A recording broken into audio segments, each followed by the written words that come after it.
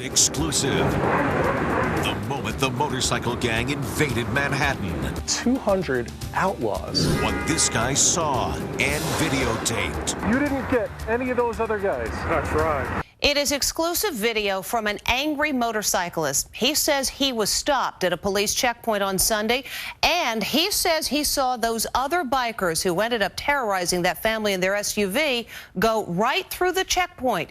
And he says that the officers told him there was nothing they could do. It's exclusive video as hundreds of bikers invade Manhattan, ignoring stoplights, stopping traffic, and cops don't seem to be able to stop them. The video was shot right before the terrifying confrontation between the family and bikers on the West Side Highway. This has to be the group that was going up the West Side Highway that had that encounter with the Range Rover driver. Motorcyclist Brad Burson took the video. He's a law-abiding biker who had nothing to do with the thugs involved in the horror on the West Side Highway.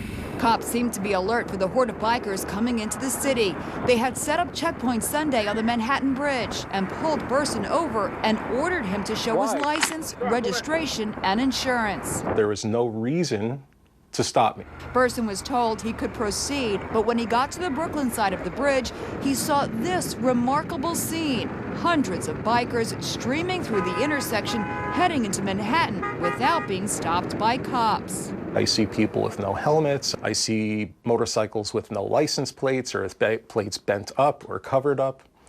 And everybody's just basically running through. So he says he went back to the checkpoint where he was stopped and asked why the scores of bikers weren't pulled over. You didn't get any of those other guys. That's right. Not a single one. Not a single one. None of them. They don't listen. His response was, I tried. That doesn't work for me. The biker who bashed in the window of the Range Rover has now been identified as 38-year-old Reginald Chance of Brooklyn.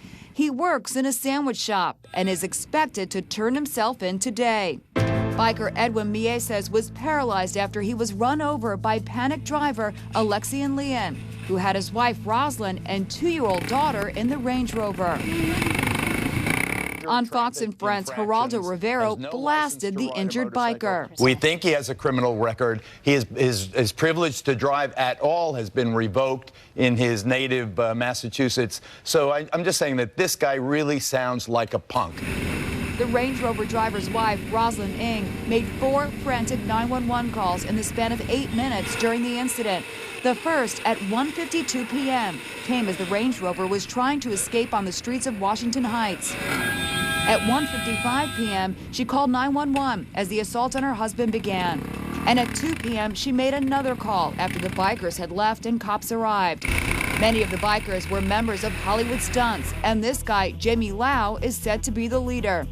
The New York Post describes him as a mama's boy who lives at her home in Queens. Cops believe the bikers wanted to shut down one of the nation's busiest highways so they could perform tricks. And it's happening everywhere. Look at these bikers in St. Louis. They brazenly do wheelies right in front of a cop car. Here, roadblocks are set up to stop bikers from zooming down a Midwest interstate, but they just weave around the cops and keep going. This biker even led a huge pack of his buddies the wrong way up a ramp to get away from cops, forcing cars to scatter to the side of the road. And look at this in Boston this past June as bikers do wheelies in the middle of an intersection and burn rubber in front of cowering pedestrians. Biker tricks can lead to frightening crashes like this. They even post all the mayhem on YouTube for all the world to see. I spoke to Jesse Erlbaum, leader of a group that promotes safe and legal motorcycle riding.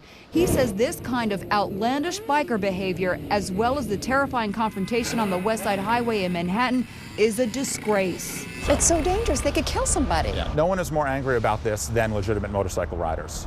They are the most angry of all. The NYPD has used motorcycle-only checkpoints for over 5 years. We motorcyclists call it motorcycle stop and frisk. Law-abiding motorcycle riders are constantly and needlessly harassed, and the truly dangerous people continue to do whatever they please. The NYPD knew about this so-called event in advance. They could have prevented it from ever starting. Why didn't they?